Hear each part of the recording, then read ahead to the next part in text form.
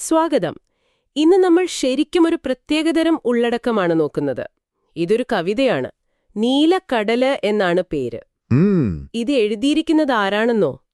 GMUP school പുതിയങ്ങാടിയില്ലേ, അവിടുത്തെ 4ാം ക്ലാസ്സിൽ പഠിക്കുന്ന മുഹമ്മദ് ഫാദി എന്നൊരു കൊച്ചുമിടുക്കനാണ്. വരികൾ ഹോ എന്താ ഭംഗി, വളരെ ലളിതമാണ്. പക്ഷേ കുട്ടികളുടെ എഴുത്ത് എപ്പോഴും അങ്ങനെയാണ്. അതെ. അപ്പോൾ ഇന്നത്തെ നമ്മുടെ ഒരു ലക്ഷ്യം, ഈ ചെറിയ കവിതയിലൂടെ ഒരു കുട്ടി അവൻ കടലിനെ എങ്ങനെയാണ് കാണുന്നത്, എന്തൊക്കെയാണ് ആ മനസ്സിൽ വരുന്നത് എന്നൊക്കെ ഒന്ന് ആഴത്തിൽ മനസ്സിലാക്കുക എന്നതാണ്. നമുക്കൊന്ന് ഇറങ്ങി നോക്കിയാലോ ഇതിലേക്ക്? തീർച്ചയായും. കുട്ടികളുടെ ലോകം എപ്പോഴും നമ്മളെ അത്ഭുതപ്പെടുത്തും. അവരുടെ കാഴ്ചപ്പാടുകൾ അത് ചിലപ്പോൾ നമ്മൾ വിചാരിക്കുന്നതിലും ആഴത്തിലുള്ളതായിരിക്കും. നമുക്ക് നോക്കാം ഈ കവിതയിലൂടെ. ശരി. അപ്പൊ ആദ്യത്തെ വരികൾ ഇങ്ങനെയാണ്: നീലക്കടലെ വാ വാ വാ, നുരകൾ ചിതറി വാ വാ വാ, ഓളം തുള്ളി തുള്ളി നീ തീരം തൊടാൻ വാ വാ വാ. ഈ വരി കേൾക്കുമ്പോൾ തന്നെ ഒരു താളം തോന്നുന്നില്ലേ? ഒരു ക്ഷണം പോലെ കടലിനെ നേരെ വിളിക്കുവാണ്, ഒരു കൂട്ടുകാരനെ വിളിക്കുന്ന പോലെ. ആ വാ വാ വാ എന്ന വിളിയിൽ തന്നെ ഒരു സ്നേഹം, ഒരു പ്രതീക്ഷ. എന്താ തോന്നുന്നു? മുതിർന്നവർ ചിലപ്പോ കടലിന് ഒരു കാഴ്ച, അല്ലെങ്കിൽ ഒരു വിഭവം. അതെ, അല്ലെങ്കിൽ ചിലപ്പോ പേടിക്കേണ്ട ഒന്ന്. അങ്ങനെയൊക്കെ കാണുമ്പോൾ ഈ കുട്ടിക്ക് കടൽ ഒരു കളിക്കൂട്ടുകാരനാണ്. കളിക്കൂട്ടുകാരൻ എന്ന ആശയം കൊള്ളാംട്ടോ.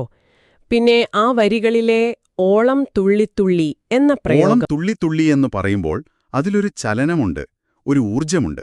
പക്ഷെ അത് പേടിപ്പിക്കുന്നില്ല, സന്തോഷിപ്പിക്കുകയാണ്. കുട്ടികൾ പലപ്പോഴും അങ്ങനെയല്ലേ? വലിയ കാര്യങ്ങളെ അവർക്ക് മനസ്സിലാക്കാൻ പറ്റുന്ന ചെറിയ രൂപത്തിലേക്ക് മാറ്റിയെടുക്കും.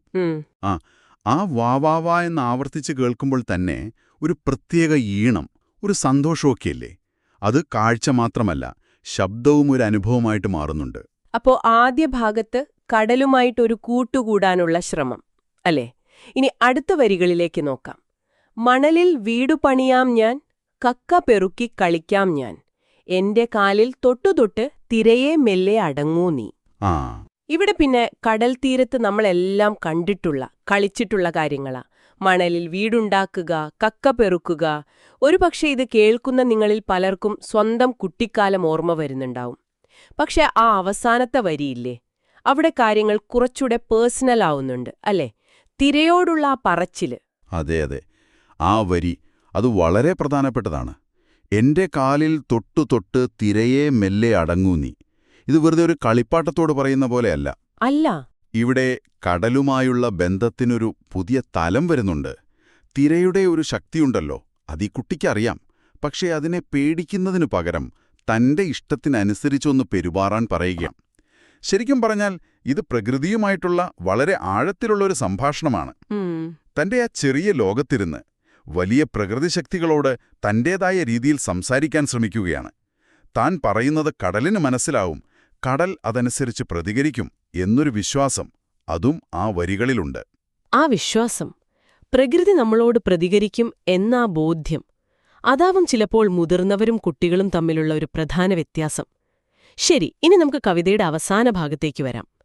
തോണി വരുന്നത് കണ്ടോ, ദൂരെ മീനുകൾ നീന്തുന്നുണ്ടോ കൂടെ, എന്നും നിന്നെ കാണാനായി ഓടിവരും ഞാൻ തീരത്ത്.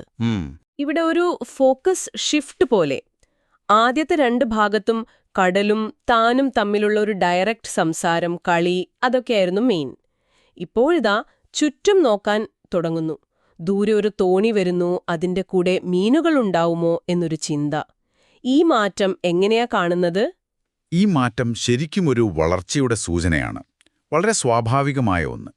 തന്റെയും കടലിന്റെയും മാത്രം ലോകമെന്നതിൽ നിന്ന് കുട്ടി കുറച്ചുകൂടി വിശാലമായ ഒന്നിലേക്ക് ശ്രദ്ധ മാറ്റുന്നു. തോണി വരുന്നത് കണ്ടോ ദൂരെ എന്ന വരിയിലൊരു കണ്ടെത്തലിന്റെ ഒരു സന്തോഷമില്ലേ? ഉണ്ട്.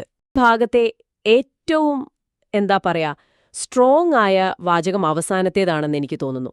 എന്നും നിന്നെ കാണാനായി ഓടിവരും ഞാൻ തീരത്ത്. ഇതൊരു വെറും വാഗ്ദാനമാണോ, അതോ അതിനപ്പുറം എന്തെങ്കിലും ഉണ്ടോ? തീർച്ചയായും അതിനപ്പുറം അർത്ഥമുണ്ട്. ഈ വരിയാണ് ശരിക്കും ഈ കവിതയുടെ ഒരു വൈകാരികമായ കേന്ദ്രമെന്ന് വേണേൽ പറയാം. എന്നുമെന്ന വാക്ക് ശ്രദ്ധിക്കണം. ഇതൊരു ദിവസത്തെ കളിയോ അല്ലെങ്കിൽ അന്നത്തെ ഒരു കൗതുകമോ അല്ല. ഇതൊരു ശീലമാണ്, ഒരു അനുഷ്ഠാനം പോലെ, ഒരു കമ്മിറ്റ്മെന്റാണ്. കടൽ ആ കുട്ടിയുടെ ജീവിതത്തിൽ ഒഴിവാക്കാൻ പറ്റാത്ത ഒന്നായി മാറിയിരിക്കുന്നു. ശരിയാണ്. ആണത്. കടൽ വെറുമൊരു സ്ഥലമല്ല, ദിവസവും കാണാൻ കൊതിക്കുന്ന ഒരു സാന്നിധ്യമാണ്. അതായത് കടൽ ഒരു കൂട്ടുകാരനായി, പിന്നെ കളിക്കൂട്ടുകാരനായി, സംസാരിക്കുന്ന ഒന്നായി, പിന്നെ നിരീക്ഷിക്കാനുള്ള ഒന്നായി, ഒടുവിൽ ദിവസേനയുള്ള ജീവിതത്തിന്റെ ഒരു ഭാഗമായി മാറുന്നു. ഈ ചെറിയ കവിതയിലൂടെ ആ ബന്ധം ഇങ്ങനെ വളർന്നു വരുന്നത് കാണാൻ പറ്റി. കൃത്യമായി.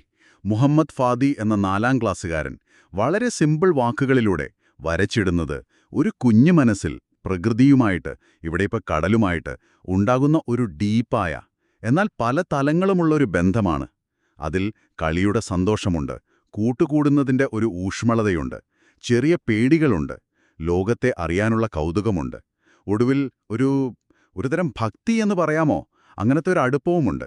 അപ്പോ ഈ നീലക്കടൽ എന്നത് ഒരു കുട്ടിയുടെ ഭാവന, നിഷ്കളങ്കത, അത് മാത്രമല്ല അല്ലേ, പ്രകൃതിയെ ഒരു ജീവനുള്ള ശക്തിയായിട്ട് കണ്ട് അതിനോട് സംസാരിക്കാനും ഒരു ബന്ധം സ്ഥാപിക്കാനുമുള്ള മനുഷ്യന്റെ ആ ഒരു അടിസ്ഥാന ചോദനയുടെ ഒരു റിഫ്ലക്ഷൻ കൂടിയാണത്.